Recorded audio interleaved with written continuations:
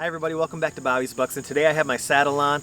I have a little bit more work to do and a couple trees on this property, but it's September 1st. You can see the goldenrods in the back, and really at this point of the season, pre-season, we want to stop visiting our hunting properties because you want the deer to frequent the area regularly. You want it to be absent of human intrusion, and this way they can start to pattern the property. They can start to make their way through your trail cameras. Depending on how you hung the trail cameras, maybe that's going to be monitoring the property where you can see when they're coming and going.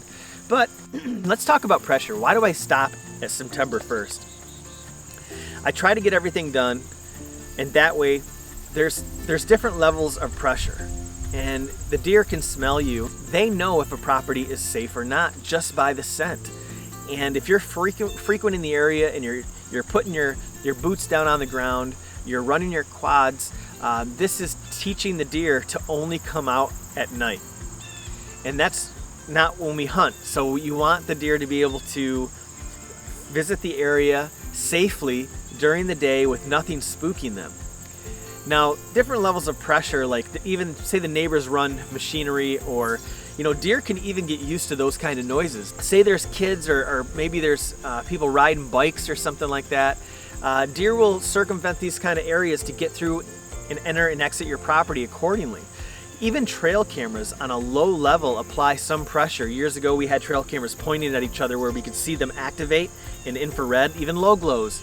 There's a little bit of pressure. So if you're gonna hang your trail cameras and monitor your food plots and your scrapes and things, really try to blend those in the best you can. So, maybe capture the deer on the way out so they're not looking at the camera getting activated. You wanna make sure you're using low glow trail cameras. And this is how we track a deer down early season. Pre-season, when you're hanging them on, say, watering holes or apple trees, you can really take stock of what kind of deer you have on your property and when they're coming around and visiting these apple trees in the evening. Maybe it could be 4:30, maybe it could be late, right before the sun goes down. So, September 1st is a great time here in Michigan because hunting season starts October 1st. So September 1st, that'll give the deer 4 weeks to start patterning the property, making their way through and safely with they're not smelling any human intrusion. We have all our food plots planted. So in this field behind us, we have some radish and turnips along the pines. They grow really good in the shade.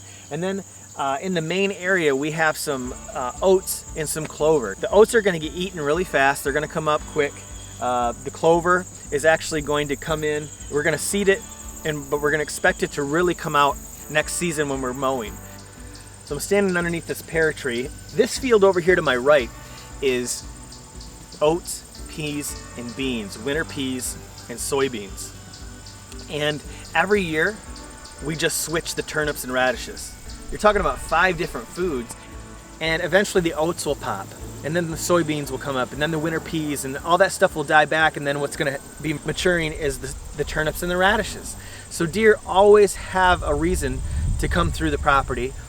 It's gonna completely pattern them. It's the all-season food plot. So we talked about oats, peas, and beans. We talked about turnips and radishes. And then remember, in your shady areas, or even in your trails, be sure to plant some white and red clover. Now your red clovers may last a couple years. Your white clover is gonna go 5, even to 10 years, depending on how well you take care of it. Really, the main thing you gotta do for clover is mow it. Mow it at the highest level you possibly can, and it's gonna really take over, establish a healthy root system. It's gonna beat out all the competition. What's beneficial to all your food plots, especially your oats, peas, and beans, is that you overseed around September 15th. So in a couple weeks, I'll come back and I'll overseed all these little food plots, and then I'll do it again in October, in the middle of October after a couple seasons. Usually by then we've already harvested a deer, hopefully, best case scenario. And I wanted to wrap this video up with 3 plants that are incredible, okay?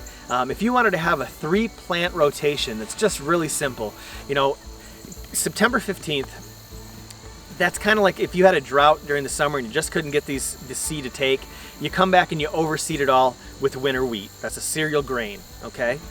And then you can let that's gonna actually grow all winter long, 40 degrees Fahrenheit or warmer, it's gonna start growing.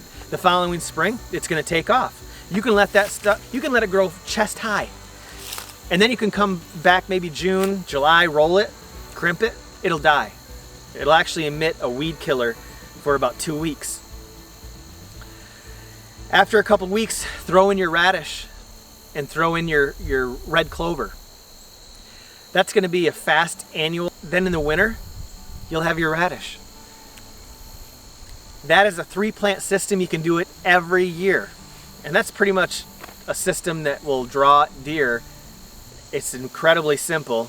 I'd say that's level 1, but it's still a terrific thing to do. Level 2 would be 5 plants, oats, peas and beans, and turnips and radishes. You can incorporate white clover on the shady areas of your property where deer, I like white clover because I also feed it to my rabbits. If you guys are interested in complementing your red meat, venison, with a white meat that you can raise at home, be sure to check us out, theRabbitryCenter.com. We have another YouTube channel where we can show you how to raise your own rabbits. So this is a crabapple tree. I've always wanted to make a stand in here, and I finally got one in here. The only problem is I'm leaning back pretty good, so I installed one of these backrests. I'll link this down below. This is a pretty cool deal, and to keep it from moving, I just wrap it one time around, and that keeps it pretty stable. But I have a nice window out into that food plot, and then I have another nice window out into this food plot. And I wanted to put a very inconspicuous platform in here. These things are so cool because it allows you to move around the tree. I'll show you. It's these little platforms where they're really quiet. But if you guys have any questions or comments, please leave them down below. I'll get back to everybody. Thank you so much for watching. Good luck this season. I hope you shoot a deer that you're proud of, and we'll see you on the next video.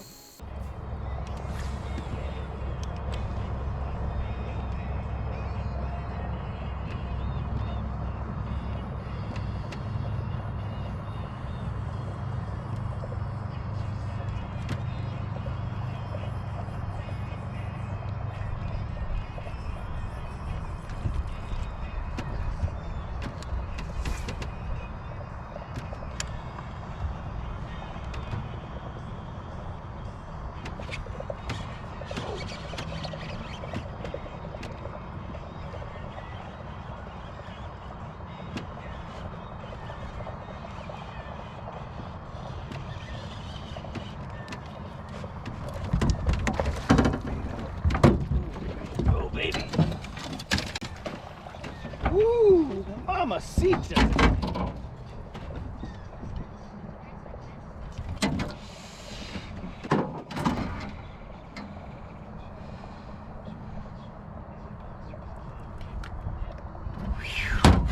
That's a good one. It's a 3-pounder. It's probably like 2.5.